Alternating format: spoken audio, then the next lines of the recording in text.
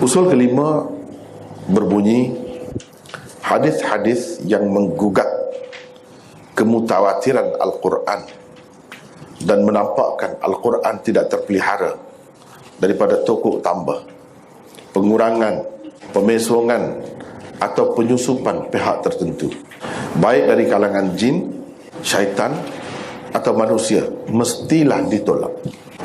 Kalau ada hadis-hadis yang nampak menggugat, mengakibatkan kalau kita menerimanya, jadi Quran itu tidak mutawatir. Ini satu perkara besar, termasuk dalam soal akidah. Sebab Al-Quran itu dinukilkan kepada kita, sampai kepada kita dari generasi ke generasi secara tawatur, secara mutawatir. Kerana ia sama ada merupakan hadis maudhu' atau paling tinggi pun menurut penilaian sesetengah ulama hadis hanyalah hadis dhaif. Usul kelima ini digunakan pakai secara meluas oleh para ulama di sepanjang zaman dalam mempertahankan kemutawatiran Al-Quran.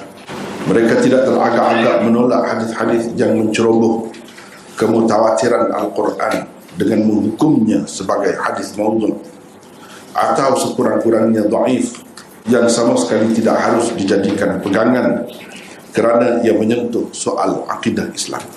Dan usul ini sangat penting sebenarnya kita hadamkan dengan sebaik mungkin, kerana dengan itu kita akan dapat menghargai sepenuhnya Al-Quran yang menjadi pegangan kita sebagai kitab suci daripada Allah Subhanahu Wa Taala untuk umat manusia. Bahawa apa yang dimaksudkan dengan kemutawatiran itu ialah sesuatu yang tidak tergugat dan tidak perlu lagi kepada sanad. Itu maksud kemutawatiran Al-Quran. Baik dari apa sudut sekalipun ia berada di atas daripada jangkauan sebaran keraguan terhadap Al-Quran itu, baik dari sudut hafalannya, dari sudut bacaannya, dari sudut tulisannya, dari sudut pengajarannya, dari sudut tadabbur terhadapnya, dari sudut bacaan tajwidnya, semuanya sampai ke peringkat mutawatir yang membuatkan sesuatu itu tidak ada lagi keraguan terhadapnya.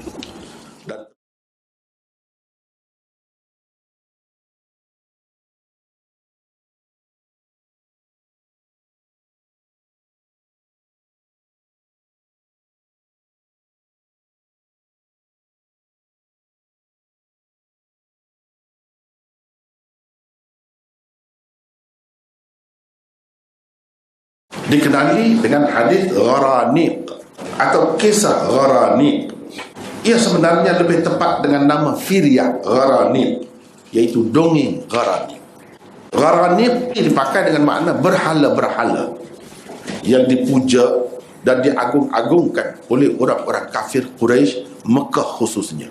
Hadis ini telah menjadi modal kepada musuh-musuh Islam yang terdiri daripada muballigh Kristian, orientalis, anti hadis dan lain-lain, untuk menimbulkan keraguan umat Islam khususnya dan umat manusia sekaliannya terhadap Al-Quran sebagai kitab suci yang terpelihara keaslian dan ketulinannya.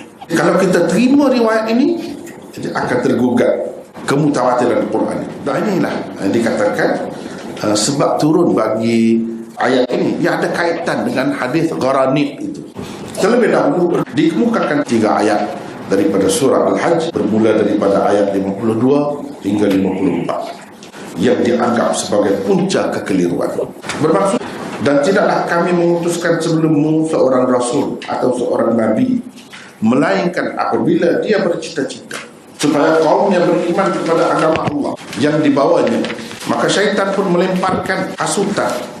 Hasutannya mengenai usaha rasul dan nabi itu dalam mencapai cita-citanya. Oleh itu Allah segera menghapuskan apa yang telah diganggu oleh syaitan.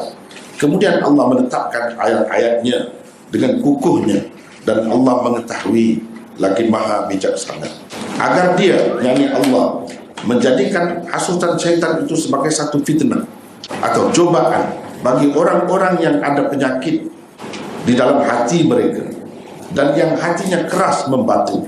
Sesungguhnya mereka yang zalim itu sentiasa berada dalam penentangan yang jauh dari kebenaran. Dan agar orang-orang yang telah diberi ilmu meyakini bahawa ayat-ayat keterangan itu benar dari Tuhanmu, lalu mereka beriman kepadanya, sehingga tunduk taatlah hati mereka mematuhinya.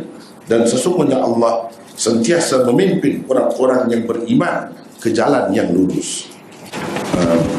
Kalau kita nak tengok hadis Gharani itu, buka di sini ayat ni, tengok dalam tafsir-tafsir di sinilah mereka sebutkan beberapa hadis yang dianggap sebagai sebab turun bagi ayat 52 hingga 54 surah Al-Hajj. Ini telah dikemukakan oleh ahli-ahli tafsir di dalam kitab-kitab tafsir mereka. Meskipun ia terdapat dalam banyak versi, namun kesemuanya terkenal dengan hadis Gharani. Jadi kalau kata hadis Gharani ni ada banyaklah versinya. Atau kisah Gharani, salah satunya telah dinukilkan oleh As-Suyuti di dalam tafsirnya Ad-Durrul Manthur.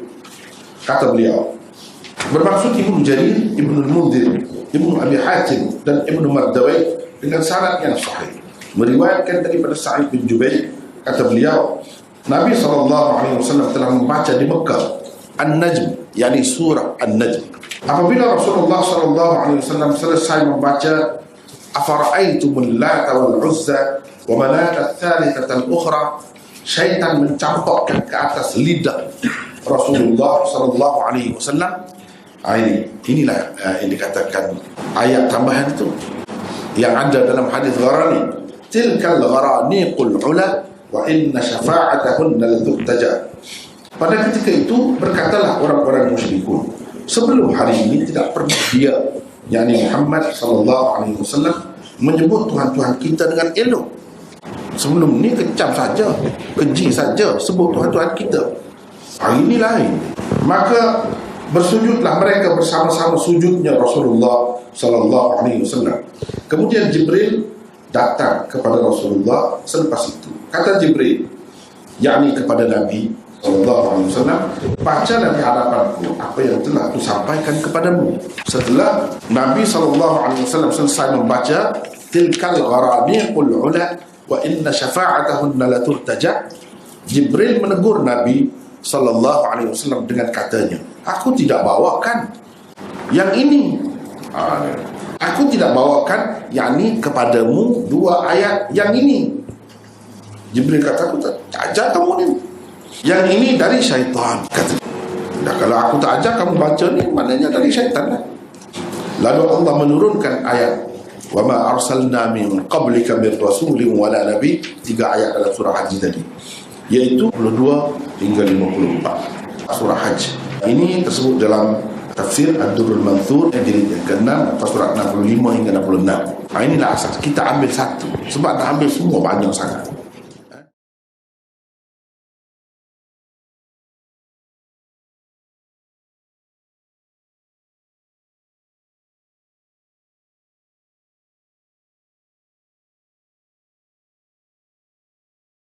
Komentar ittira. Ini guna kaedah dirayat.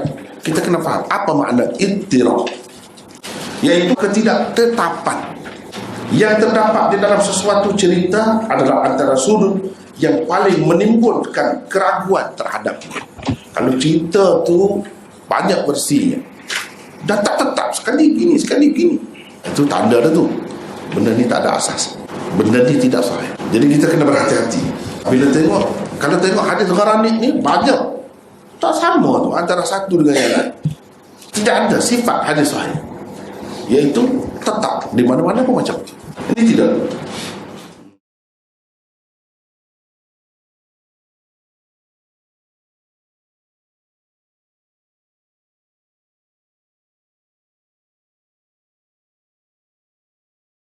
Bagaimana mungkin sesuatu yang bukan daripada Al-Quran telah disusuk masukkan ke dalamnya dan telah berada di dalamnya buat sekian lama, padahal Allah telah menjamin untuk memeliharanya daripada segala bentuk kebatilan dan tokok tambah.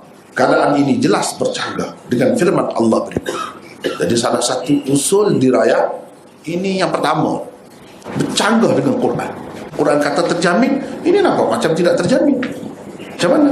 Quran kata tak boleh ditokok tambah, disusuk, ikut mana-mana haluan pun tak boleh. Ini nampak boleh. Itu bercanggah dengan Quran. Dalam Quran ini sebut tak boleh datang kepalsuan, kebatilan, ikut mana-mana arah pun tak boleh. Tiba-tiba ini boleh. Itu bercanggah dengan Al-Quran, tak boleh diterima.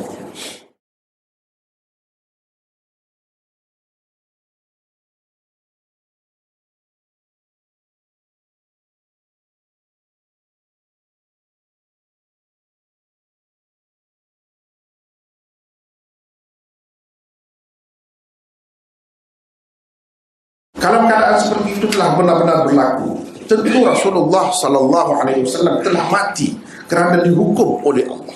Ini kerana ia berarti taqawul, iaitu mengatakan atas nama Allah secara dusta sebarang kata-kata rekaan baginda SAW terhadap Al-Quran, seperti tersebut dalam firman Allah yang akan dikemukakan nanti.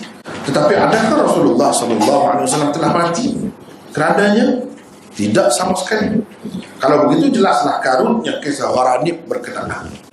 Lihatlah firman Allah yang dimaksudkan itu. Bermaksud Al-Quran itu diturunkan dari Allah, Tuhan sekalian alam. Kalaulah Nabi Muhammad yang menyampaikan Al-Quran itu mengatakan atas nama kami secara dusta sebarang kata-kata rekaan, sudah tentu kami akan menyentapnya dengan kekuasaan kami.